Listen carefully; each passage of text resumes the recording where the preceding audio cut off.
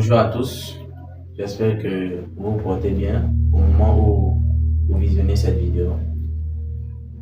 Je suis le prédicateur Gauthier du Centre de formation des Frères de Jésus, en abréviation CFFJ. Aujourd'hui, j'ai eu à cœur de partager sur la prière. Pourquoi la prière? Premièrement, parce que nous devons savoir pourquoi nous devons prier.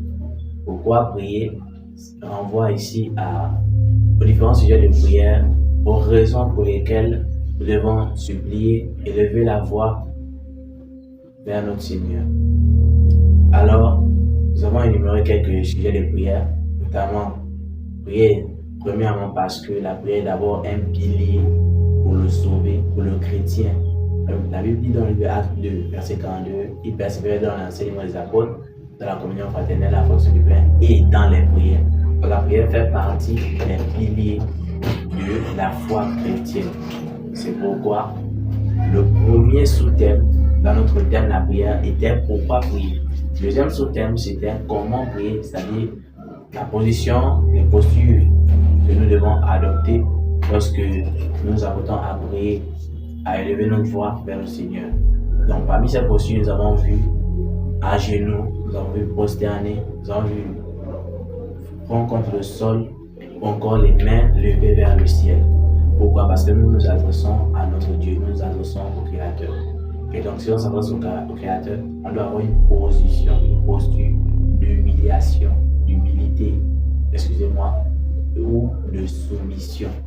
Une posture de dépendance. Parce qu'à ce moment, on montre qu'on dépend de lui et sans lui, on ne peut pas.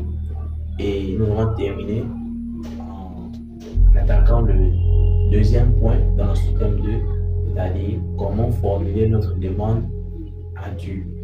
Donc, lorsque nous nous apprêtons à prier, à ouvrir la bouche, première chose, qu'est-ce que nous devons savoir? Si c'est en assemblée, si c'est un homme, si c'est un frère ou une soeur, le frère doit être voilé, ne doit pas être voilé, et la sœur doit être voilée, selon que le dit la Bible dans le livre 1 Corinthiens 11, à partir du verset 4 à 5. Deuxièmement, nous devons savoir que lorsqu'on s'apprête à demander quelque chose au Seigneur, ça doit cadrer avec la volonté du Seigneur. Ça doit cadrer avec sa parole, avec la mission du Seigneur sur cette terre. Pour finir, nous devons demander avec foi. Parce que celui qui ne demande pas avec foi, il ne doit même pas s'imaginer qu'il recevra.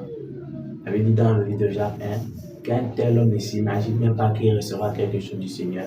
C'est un homme inconstant dans toutes ses voies. Merci de m'avoir écouté.